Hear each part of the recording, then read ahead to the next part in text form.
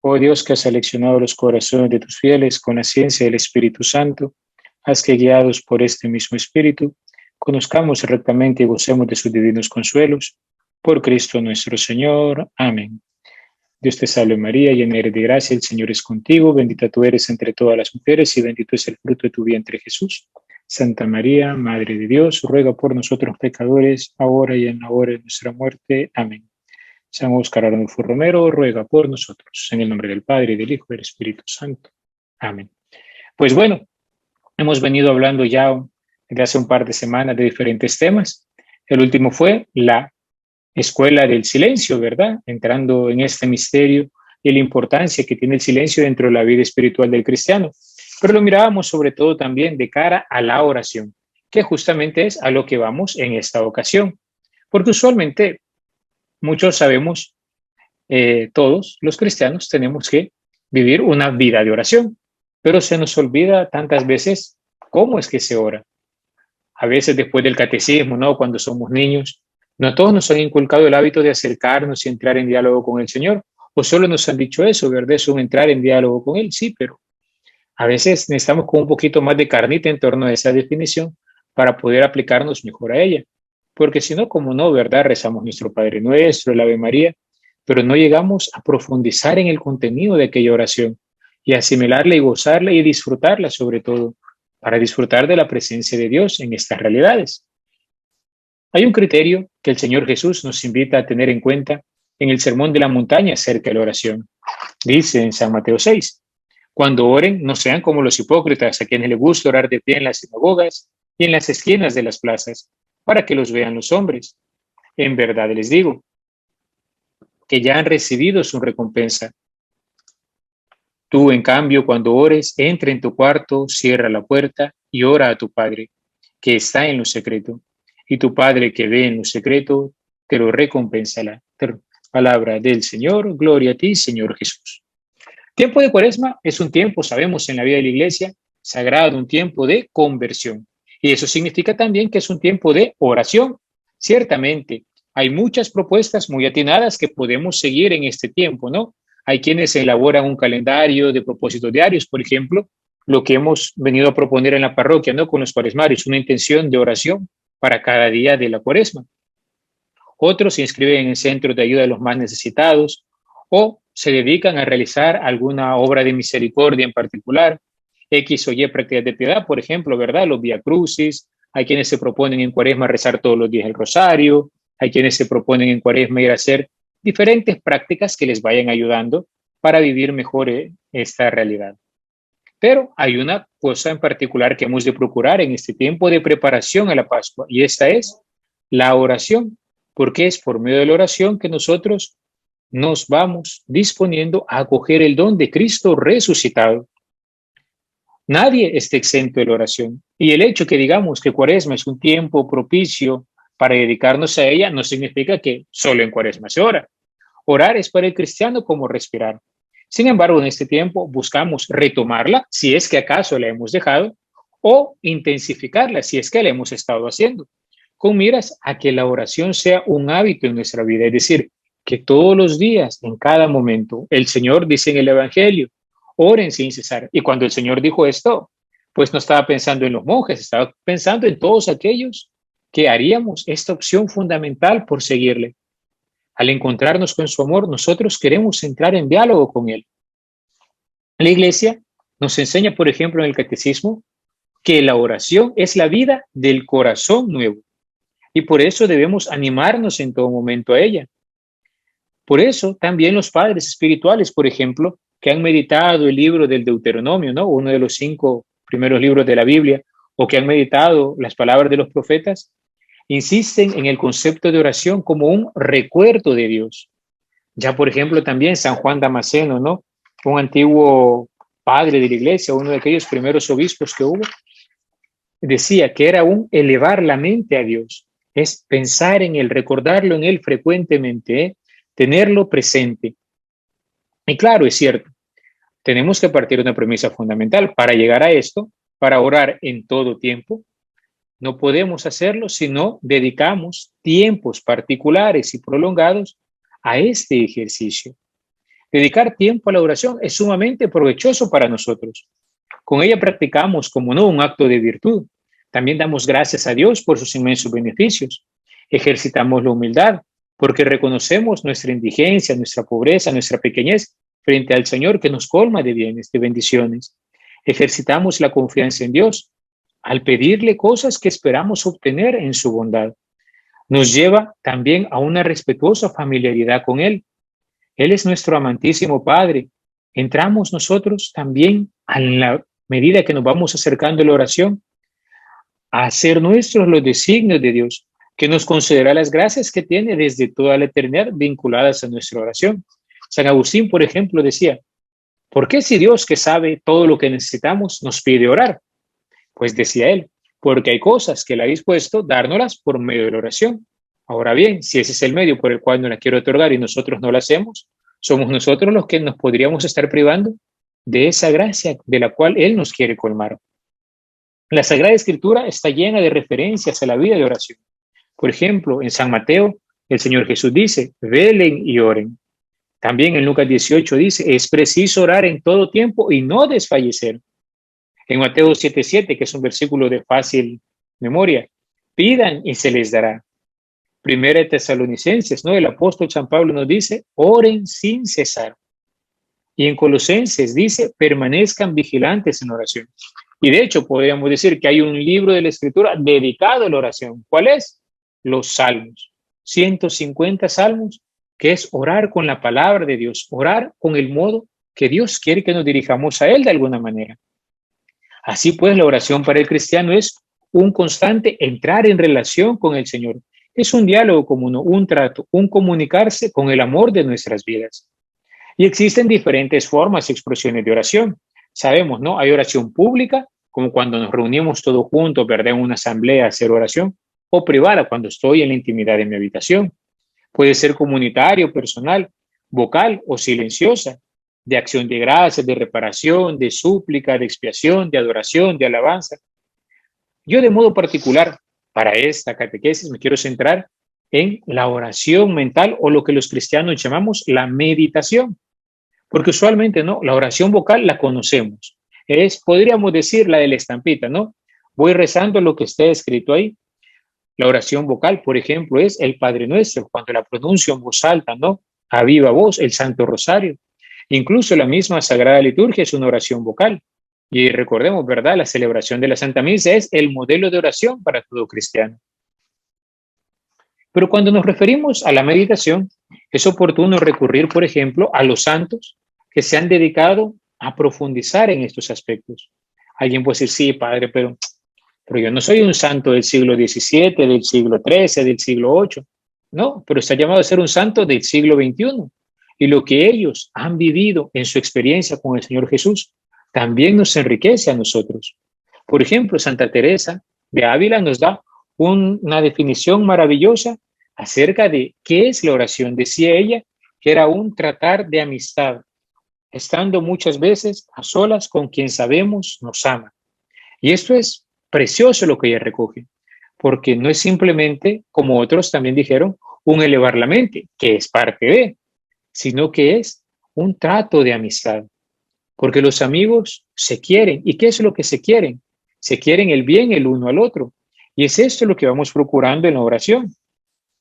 Llegarnos a tratar con el Señor como un amigo es quedarnos a solas con Él por un momento, quitar la atención de todo lo que nos dispersa, ¿no? Ya la semana pasada hablábamos de la importancia del silencio en ese sentido, porque usualmente las redes sociales, que el teléfono, que las tareas, que los oficios de la casa, que tantas cosas que podemos estar viviendo en el día a día, nos tienden como a tener dispersos, la atención enfocada en múltiples cosas.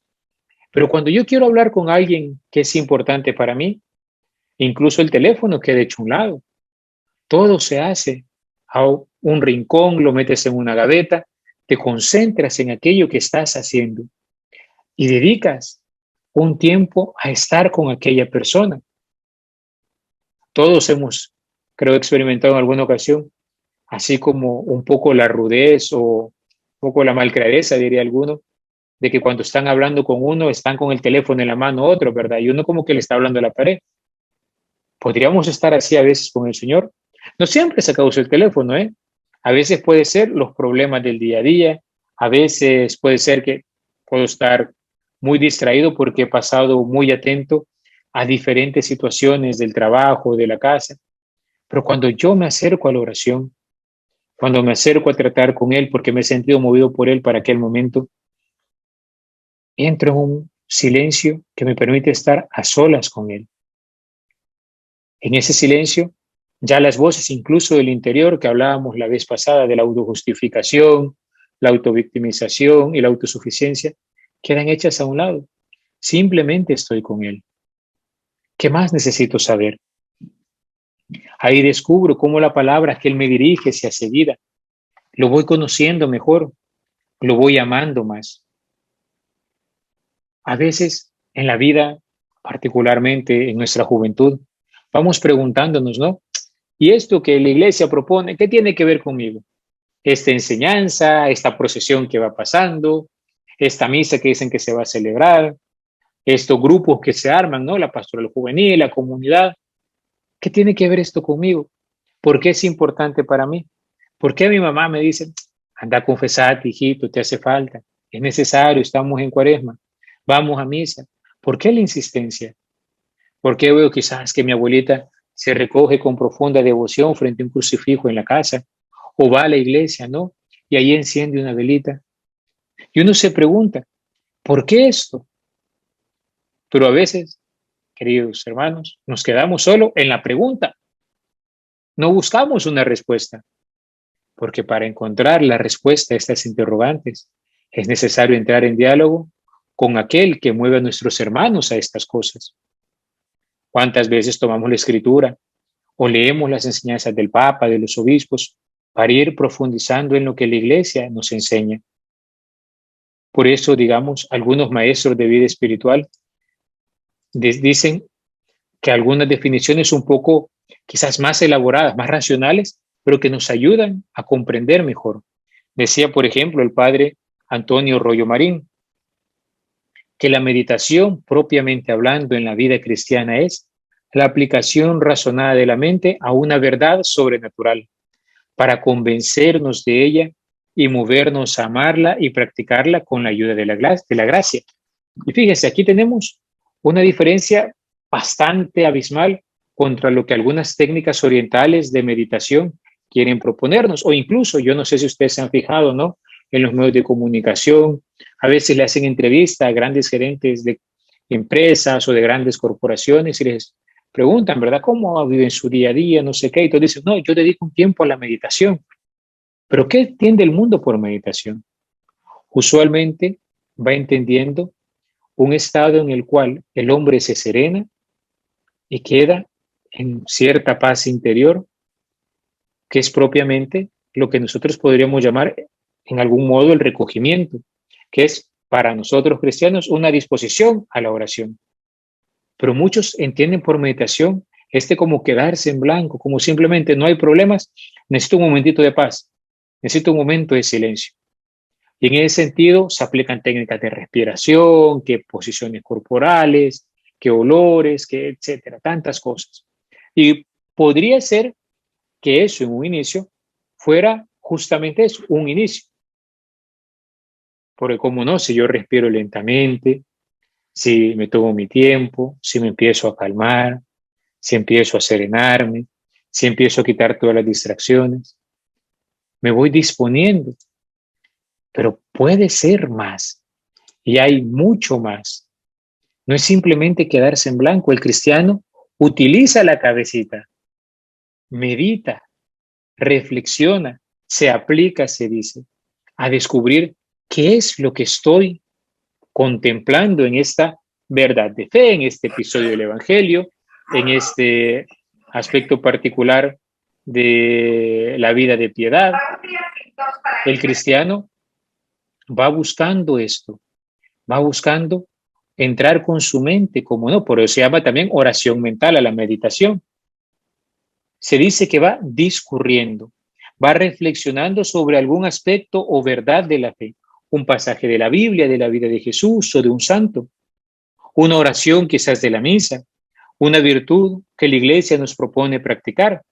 Por ejemplo, en algún momento yo de mi historia personal, yo decía, cuando había muchas preocupaciones, muchas aflicciones, yo me acordaba de una oración que se hace después del Padre Nuestro, y que yo sé que muy probablemente ustedes se recordarán.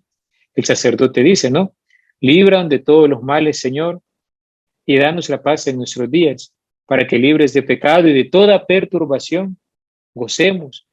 Y yo decía, la misa va pidiendo que yo sea libre de toda perturbación justo después del Padre Nuestro.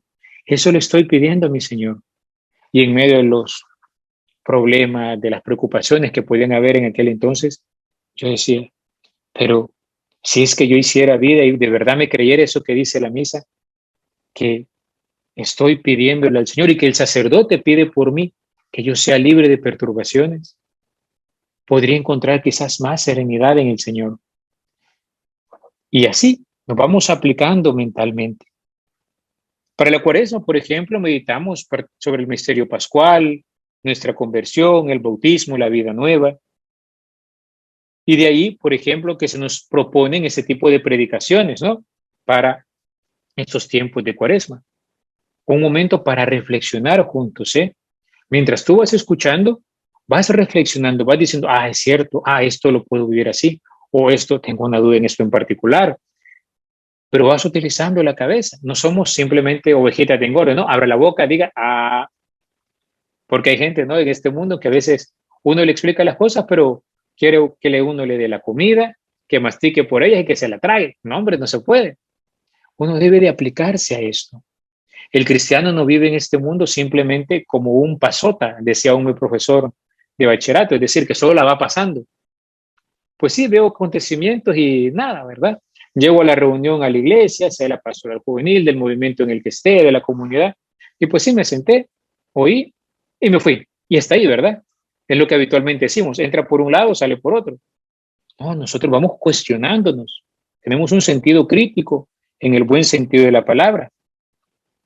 Pero, aunque es importante esta parte de la reflexión en la meditación, porque nos lleva a convicciones firmes y enérgicas que nos ayudan a resistir el embate de las influencias contrarias que nos pueden venir de los enemigos del alma, mundo, demonio y carne, que vamos a ver quizás en otro momento. Lo más importante de la oración es que del conocimiento pase al amor, de la cabeza al corazón, que empiece a amar aquello, que empiece a descubrir a Dios que me ama y que hay una relación afectiva con el Señor, que yo me goce de estar en su presencia. Pero el ser humano necesita primero considerar las cosas. Si no las considera, no las abraza, no las asume y no las llegará a disfrutar, ¿eh? Porque no es simplemente un mero estudio. El alma cristiana enardecida por la verdad, se dice, que el entendimiento convencido le presenta, salta en afectos y actos de amor a Dios, como quien establece un contacto íntimo y profundo. Y es que fíjese, aplicarnos a una verdad de fe como no es buscar comprenderla para vivirla, para asumirla, para irme convenciendo yo de aquello. Padre, pero esto, autoconvencimiento, no es lo que dicen en psicología la autosugestión. ¿Y dónde está la fe? No, es el motivo último por el cual yo me convenzo. ¿Cuál es? Que Cristo me lo ha dicho. Eso es la fe. Me convenzo, venzo mi ignorancia, venzo las tinieblas con la luz que la fe va dando a mi razón para ver más lejos. Recordemos, ¿no? Que la fe no anula la razón, la supone, la ilumina. A mí me gusta poner un ejemplo que ciertamente es un poco limitado, pero que creo que es oportuno para este tipo de cosas. A veces nuestra razón, podemos pensar, ilumina nuestra realidad como una vela, ¿no? Que alumbra muy bien un trozo de oscuridad, ¿no? Yo la enciendo y disipa tinieblas. Y por muy chiquita que sea una fuente de luz, siempre disipa tinieblas. Pero si yo enciendo la lámpara de la habitación, veo más lejos. La vela no deja de alumbrar, ¿eh? Incluso se ve mejor lo que la vela tiene cerca. Pero ahora veo cosas que antes no miraba. Eso hace la fe con nuestra razón. Te alarga la mirada. Pero padre, a mí me han enseñado que la fe es ciega y yo he visto en estampitas, ¿no? Que sale así como el dibujito vendado. Sí, pero ¿por qué es ciega? No es ciega por falta de comprensión o falta de seso, no. La fe no ciega por exceso de luz, porque es tan grande que no alcanzamos a abarcarlo. Podría ser un ejemplo, miren, decía alguno también, como pasa como a veces en la noche, ¿no? Es curioso. De día el sol ilumina, pero yo puedo ver todos los objetos que tengo cerca, ¿no? Pero en la noche, cuando está todo lleno de tinieblas, ¿no? Todo oscuro, soy capaz de ver las estrellas que están a millones y millones de años luz.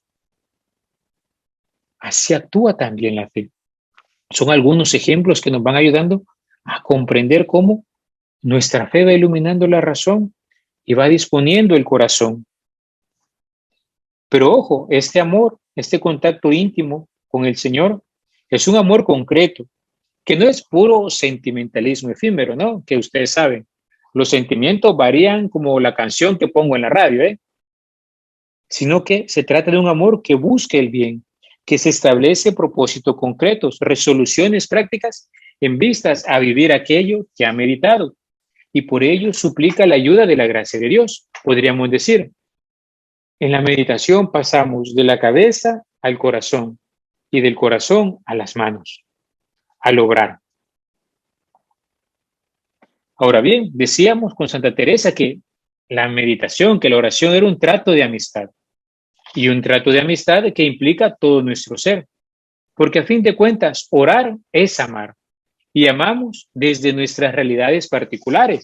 Y ojo que esto es bien importante, porque a veces nosotros somos bien duros con nosotros mismos, porque decimos, no hombre, pero es que yo veo a la hermana tal o el hermano tal, que van a la iglesia y están y yo veo que se arrodilla y pasa una hora arrodillado y yo no logro. A veces yo no sé qué tanto le dice al Señor esta hermana que veo yo y que cómo no, yo le admiro, pero siento que no. Y por eso a veces yo me puedo sentir mal, ¿no? Porque no estoy haciendo lo que veo que otros hacen.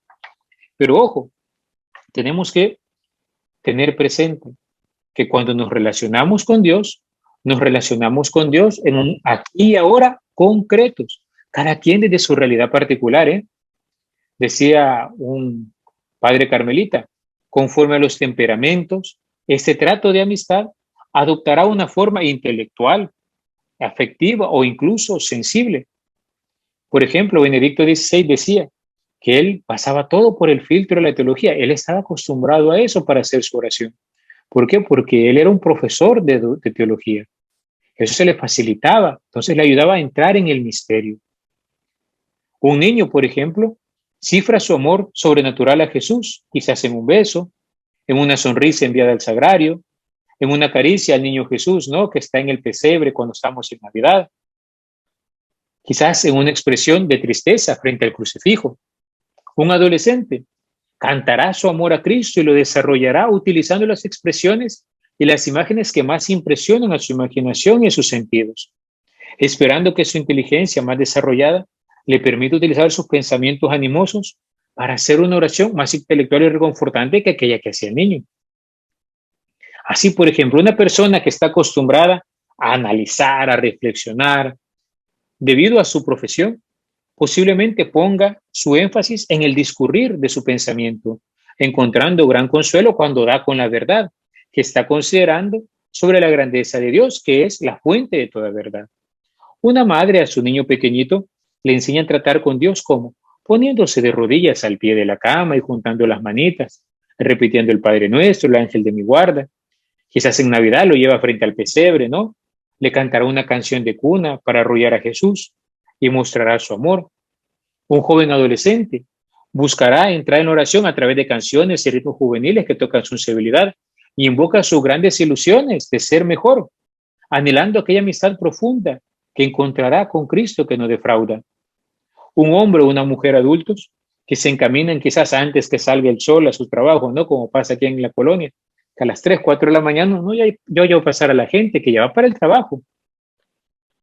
Quizás en medio de ese caminar van haciendo alguna breve oración, van meditando alguna palabra y en eso, a pesar de la dificultad que encuentran, se van relacionando con el Señor. Quizás una anciana ya muy mayor probablemente tomará las cuentas de su rosario y comenzará a pasarlas entre Padre Nuestro y Aves Marías para elevar una súplica fervorosa y llena de confianza en el Señor, pidiendo por sus familiares vivos y difuntos. Todos estamos unidos por el Señor en su amor. A veces no será la oración expresada por aquella velita que enciende la viejita, ¿no? Cuando se acerca ante el Santísimo. Una oración de gran valor que manifiesta su amor, su cercanía con el Señor. Porque la oración se adapta a nuestra forma. Así nos vamos relacionando con Él. A veces en medio de tristezas, a veces en medio de alegrías, a veces en medio de grandes preocupaciones, de enfermedades. A veces, incluso cuando la fatiga pasa la factura, ¿no? Todo esto influye en la vida de oración. Se dice, por ejemplo, que Santa Teresa padecía de dolores de cabeza y que cuando llegaban los dolores, solamente hacía un Padre Nuestro y decía, y eso basta, no puedo hacer más. Y con eso agradaba al Señor. No es que vamos a hacer solo el Padre Nuestro, decíamos, ¿no? Profundizar en Él. Si estamos enfermos, bueno, ya recurrir a Él en sus 7 peticiones, rezar despacio. Eso podría ser ya bastante. Y es que ante Dios nos presentamos tal y como somos. A Él no buscamos engañarlo. Primero, porque no podemos, ¿eh? Él lo conoce todo. Segundo, porque no queremos, si es nuestro amigo. A Él nos podemos presentar vulnerables, tal y como somos, a veces preocupados, a veces atolondrados, ¿no? A veces un poquito acongojados y apenados por imprudentes, a veces enojados por alguna situación que hemos vivido. Otras simplemente nos quedaremos en silencio ante su presencia porque estamos cansados de la labor y la fatiga diaria. A mí me impresiona, por ejemplo, ver hermanos que luego de una jornada de trabajo vienen a la hora santa los jueves y se llegan, están ahí y uno dice, este señor, este hermano, esta hermana han pasado todo el día trabajando, todo el día atendiendo a diferentes personas, todo el día quizás luchando contra una situación difícil, quizás con los problemas del hogar, pero vienen y se ponen ahí en silencio frente al Señor. Quizás algunos hasta se puede quedar un poquito dormidito de vez en cuando, ¿no?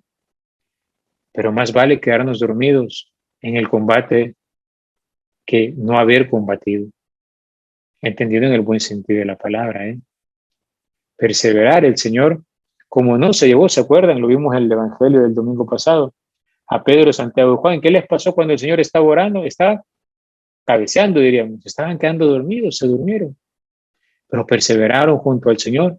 ¿Y qué ganaron con su perseverancia? Contemplaron la gloria del transfigurado.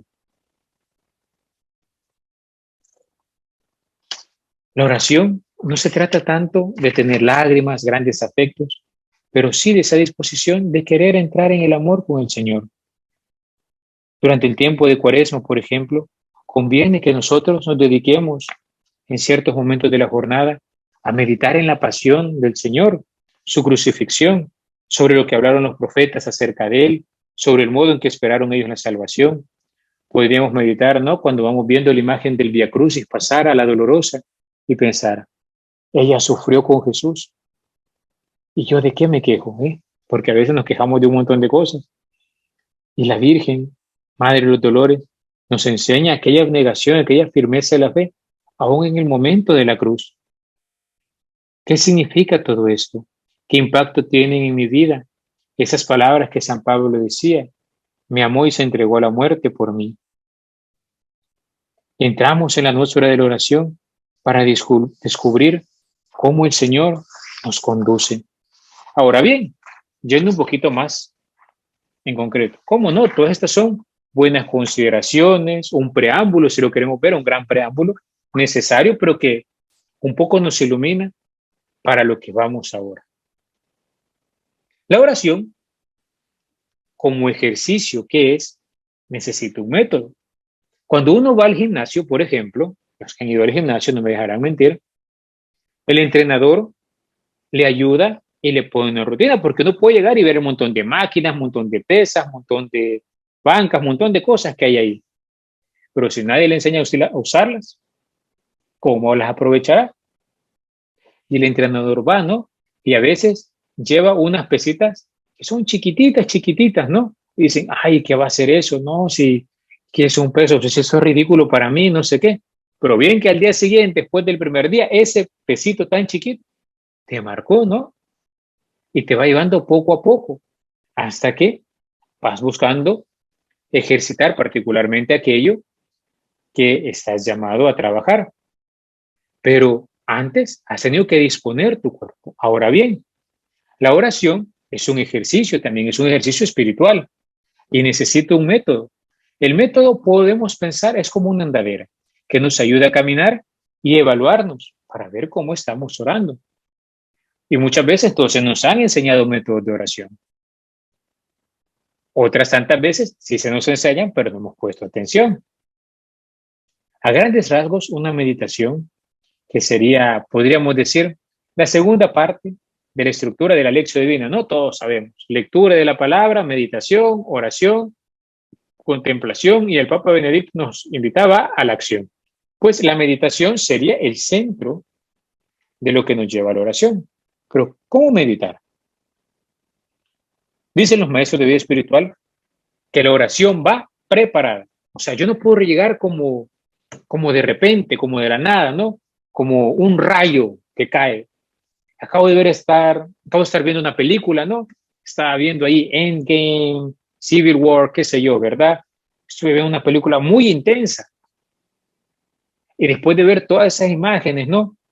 Digo, no, ahorita voy a hacer oración. Te diré que muy difícilmente te vas a poder concentrar para orar. Muy difícilmente vas a guardar el recogimiento. Has estado en una actividad intensa. Tienes que serenarte primero. Tienes que apaciguarte, sosegarte, como decimos un buen salvadoreño, ¿no? No estar ajolotado. Tenemos que apartar un tiempo. La preparación, podríamos decir, va dividida en tres etapas, si lo queremos ver así. Una preparación remota, que es una vida que anhele estar con el Señor. Pregúntate, en tu día a día, ¿tú anhelas pasar tiempo con Jesús? ¿Buscas evitar aquellas cosas que te distraen de tu relación con el Señor? ¿Buscas dedicar momentos al silencio? ¿Cómo está tu vida de gracia? Dices que te quieres relacionar con el Señor, pero quizás necesitamos confesarnos, ¿no? Porque puede ser que hay un pecado por ahí que haya roto mi relación con el Señor. Y aunque pueda hacer oración, no la aprovecharé. ¿Cuándo fue la última vez que participé de la hora santa o de la Santa Misa? A veces podemos descuidarnos y pasar a veces semanas sin ir a misa, ¿eh? ¿Cómo está mi vida de gracia ordinaria? ¿La voy cuidando? Ojo, podemos tener debilidades, pero si voy, me confieso, si busco perseverar, si busco luchar, entonces no he perdido la batalla. Pero es necesaria esa vida de gracia habitual para poder acercarme con provecho a la oración. Segundo, existe lo que se llama la preparación próxima, que es considerar el punto que quiero meditar la noche anterior a la mañana en la que haré oración. Los maestros de vida espiritual son bien claros en decir que la mejor recomendación de una hora para orar, ¿cuál es? El primer tiempo libre que tengas por la mañana. Ese es el mejor momento habitualmente. Hay quienes recomiendan quizás ya caída la tarde, antes de dormir. Usualmente uno lo desaconseja. Como no, hay que hacer una oración antes de dormir. Pero tu momento de meditación antes de dormir será difícil porque estás cansado ya por el día. Es una realidad. Te vas a quedar dormido. No, padre, yo puedo, yo puedo, yo puedo. Te acordarás de mí. La meditación es mejor o en la mañana temprano o en el tiempo libre de la tarde que tengas. Hay quienes, por ejemplo, saliendo de su trabajo, yo recuerdo muy bien la capilla de adoración de la parroquia San José de la Montaña. Hay gente que del banco llega a hacer su momento de oración al mediodía en su hora de almuerzo, pero tienen un tiempo programado. Ahora bien, La preparación próxima es escoger lo que voy a meditar, ¿eh?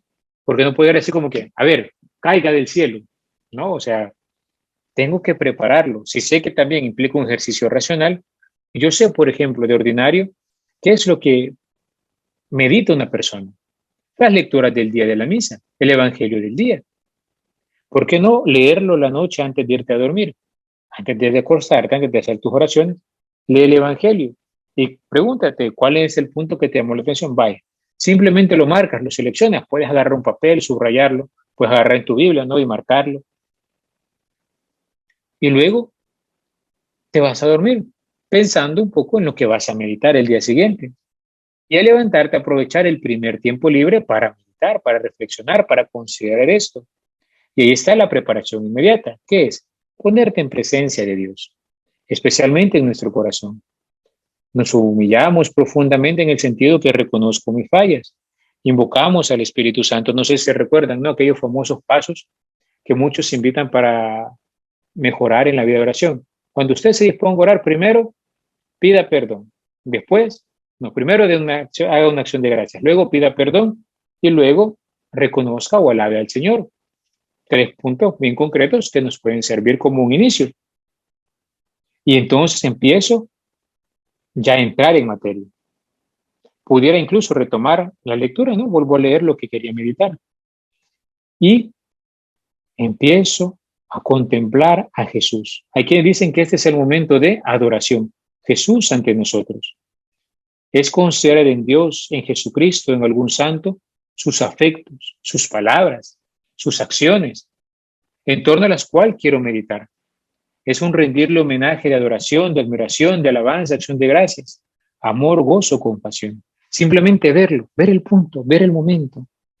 Hoy, por ejemplo, ¿no? Teníamos en la primera lectura a José, el José el soñador, que vinieron los hermanos, ¿no? Y al ver que llegaba tenían mucha envidia de él y ¿qué hicieron? Lo metieron en un pozo para venderlo como esclavo a Egipto, a una caravana de ismaelitas que se dirigía hacia ahí. Yo puedo llegar a meditar en esto. Contemplo a José y yo sé que José y los sufrimientos de José son un anuncio, ¿no? Pero recordemos, lo que vivieron los patriarcas, los profetas, los sufrimientos, son anuncios de la pasión de Cristo. Y meditar y contemplar a José y pensar, imaginármelo, ¿no? Eso lo llaman algunos la composición del lugar, así se llama eso. Me imagino la escena, me imagino a José, un muchacho, ¿no? Podría ponerle yo una edad, digamos que tiene unos 12 años, 13 años, incluso 15 años, y va donde sus hermanos, ¿no? Porque su papá lo mandó. Y sus hermanos ya tienen cierta edad, ¿no? Recordemos que Rubén, el primero que nació, le llevaría un buen tramo. Pensemos que fuera un hombre de unos 40, 35 años, y así van todos los hermanos, ¿no? Hasta el más joven. Eran 10 hermanos, ¿eh? Y había bastante, podía haber diferencia entre ellos. No sabemos, pero ciertamente eran mucho mayores que él. ¿Qué iba a hacer el pobre chamaco, no? Cuando lo agarran, cuando se empiezan a burlar de él porque había tenido ciertos sueños, cuando le empiezan a decir palabras hirientes porque le tienen envidia, porque su padre le tiene un gran cariño también. Incluso ha llegado con una túnica especial porque su papá se la había conseguido y planean matarlo. Y José oyendo eso, no, me quieren matar mis hermanos, aquellos que me deberían cuidar, que deberían protegerme, de ayudarme en esta vida. No, ellos me quieren matar. Una tragedia. Veo a José y veo como uno intercede por José y dice, no hombre, no hagamos eso, amarrémoslo mejor y metámoslo ahí en el pozo. Y se ve la caravana que venía ahí, el grupito de ismaelitas que van rumbo a Egipto. Y se les ocurre, ¿no? Vendámoslo. Y escuchar a José que quizás sufría, ¿no? Hermanos, ayúdenme, hermanos, hermanos. Y llorando en el pozo, ¿no? Y luego ver que lo sacan y él, entre medio de lágrimas, ve aquella negociación que se hace con él. Y con tristeza ve cómo sus hermanos lo venden. Y cuántas cosas no habrá de vivir en Egipto. Dejémoslo hasta ahí. Contemplo la escena. Segundo, empiezo un momento de comunión. Jesús en nuestro corazón. Me empiezo a convencer de la necesidad de practicar la virtud que estoy meditando, los afectos de contrición por el pasado, de confusión por el presente y de deseo para el futuro. Pido la ayuda a Dios de una virtud en particular, participando en las virtudes de Cristo, ¿no? Y por todas nuestras necesidades, las de la iglesia. Es decir, primero consideré la realidad. Ahora empiezo a preguntar. Y ese poner a José en un pozo, ¿no es lo que yo hago acaso cuando Jesús me está llamando a que quizás cambie una cosa en mi vida? No, no te quiero escuchar. Es muy duro eso. No, al pozo. No, Señor, es que ese pecado no lo quiero dejar, al pozo. No, es que, Señor, no quiero tratar de ese tema, al pozo. Quizás más tarde, Señor, al pozo. No, ya vienen otra vez con esto. Y ponte a pensar, ¿no? ¿Cuántos misioneros a veces han pasado tocando la puerta de tu casa para invitarte a acercarte más a la iglesia? ¿Cuántas veces algún hermano en la parroquia te ha invitado a vivir una vida más intensa de oración, una vida más intensa de piedad, quizás de más entrega? Y yo, no quiero, es que no quiero soltar esta falsa seguridad que tengo, al pozo. Y José, en medio de todo eso, nos dice el Salmo, no guardaba resentimiento con sus hermanos. El Salmo responsorial, por ejemplo, de la misa de hoy decía, hemos contemplado las maravillas del Señor, y evocaba el Salmo una realidad, que cuando llegó la hambruna a aquella región, José ya había sido enviado a Egipto a preparar el camino y se había ganado el favor del faraón, de tal modo que la maldad de sus hermanos se transformó en bendición por la acción de Dios en la vida de José. De aquel sufrimiento Dios sacó algo maravilloso. Y yo puedo pensar, yo he sido así de cruel con el Señor Jesús, no lo he querido escuchar. Es más, prefiero venderlo antes que entrar en la conversión, prefiero traicionar a su iglesia antes que quizás que me juzguen. Prefiero negar mi cristianismo, viviendo como un pagano. Pero no más, Señor. Ya no quiero estar ahí. Me duele, sufro. Y de esa situación negativa, también el Señor podrá sacar una bendición. Ahora quizás no lo contemplo del todo, o quizás puedo ver hechos en el pasado de mi vida que eran justamente eso, ¿no? Pura tristeza y miseria. Y cuando vuelvo a ver la historia, digo, Dios siempre estuvo ahí y de aquello se sirvió para que yo me acercara a Él. Porque Jesús también se manifestó ahí. Y no importa todo lo que yo malo que yo hice, Jesús me siguió amando. Y cuando, como el perro, ¿no? Con la cola entre las patas, fui a buscar su bendición como los hermanos de José que llegaron a Egipto a querer comprar granos, ¿verdad? Comida para sobrevivir. Avergonzado llega donde él, José no resiente. El amor de José anuncia el amor de Cristo, que dice, vengan, traigan, traigan a su familia, vivan aquí conmigo. Así dice José, que dan una porción, ¿no? de aquella tierra para pasar aquel tiempo de hambruna. Y así Jesús también te quiere colmar de bendiciones y comienzas a contemplar eso, que Jesús te ama tanto, que Jesús quiere llenarte de vida, que en medio de esa situación de mal, Él te sabrá bendecir y transformará tu corazón. Y convencido de ese amor y lleno de gratitud y de amor al contemplar todo eso, seguimos a la siguiente parte de la oración. Cooperación Jesús en nuestras manos. Me formo un propósito concreto, eficaz, humilde. ¿Qué voy a hacer frente a esta realidad? Al reconocer que Jesús me está amando y que siempre me ama a pesar de mis debilidades, me voy a confesar, podría ser. Voy a buscar perseverar con más entrega quizás en los compromisos que he adquirido, en el trabajo, en la parroquia, en la casa, en el estudio. Voy a buscar valorar mejor su presencia en mi vida. Voy a buscar apartarme de aquel pecado que tantas veces me hizo encerrar a Jesús en un pozo. Voy a pedir ayuda, consejo. Voy a poner medios concretos, ¿no? Puede ser dedicar de hora en adelante media hora a la oración todos los días a las 5 de la mañana. Me levanto a las cuarto de las 5, me lavo la cara y en mi cuarto me dedico a hacer oración. O quizás no, pudiera pasar lo que pasa aquí en Altavista, que las casas son tan chiquitas y unos están apuñados unos con otros, que entre tanta bulla, bueno, pues entonces digo, voy a hacer el propósito de que siempre que venga del trabajo o antes de ir al colegio voy a pasar la capilla del Santísimo o voy a pasar un ratito a hacer oración a la iglesia. Maneras que podemos nosotros ir planteándonos un propósito y una conclusión. Damos gracias al final a Dios por todos sus beneficios, pedimos perdón por las faltas cometidas y le pedimos que bendiga nuestro propósito. Y podemos unir a todo eso una palanca. ¿Qué es una palanca en la vida espiritual? Podemos decir ¿cómo explicarlo? Como una ejaculatoria, una pequeña acción concreta que me recuerde el propósito que me he planteado. Por ejemplo, ¿verdad? Que una palanquita podría ser, me amarro una pitita en el dedo, o voy a hacer un sacrificio, un pequeño sacrificio quizás hoy, para pedir la ayuda del Señor en este propósito. Hoy, bueno, no voy a comer pescado, voy a comer mi relleno de whisky. O una penitencia también puede ser, hoy quizás no, ¿qué? Me voy al Vía Cruz temprano para hacer todas las estaciones porque siempre lo agarro a mitad camino.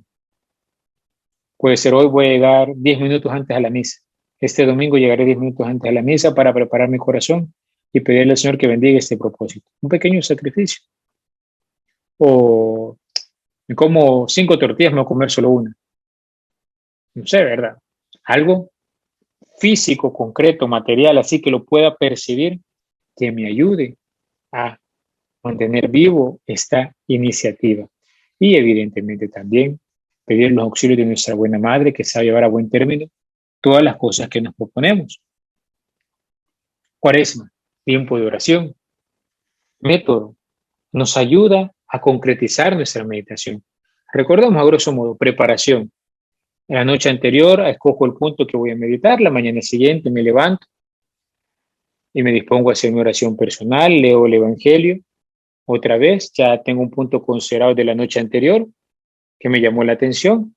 Ahora me dedico, voy a contemplar el pasaje, me voy a preguntar qué me dice la vida y voy a hacer un propósito frente a eso y luego finalizaré dando gracias a Dios y me haré me auxiliaré de una palanca que me ayude a ir de alguna manera forjando todo esto. Y es eso lo que habitualmente llamamos oración de meditación. Pero implica trabajo, implica seriedad, implica disponerme porque ese es entrar en diálogo con Él. No es complicado, pero hace falta subirse al macho y comenzar a caminar. Si hiciéramos esto, miren, 15 minutos todos los días, ya sería maravilloso. Aquí en la parroquia yo creo que no se aburrirán ustedes de escucharme, ¿no? Que un día tiene 1440 minutos. 1% de 1440, 14.4. Redondeando 15. Un cuarto de hora es poquísimo y es poco más del 1% de tu día. ¿Seríamos capaces de dedicar a Jesús el 1% de nuestro día? Y colorín colorado, terminamos esta catequesis.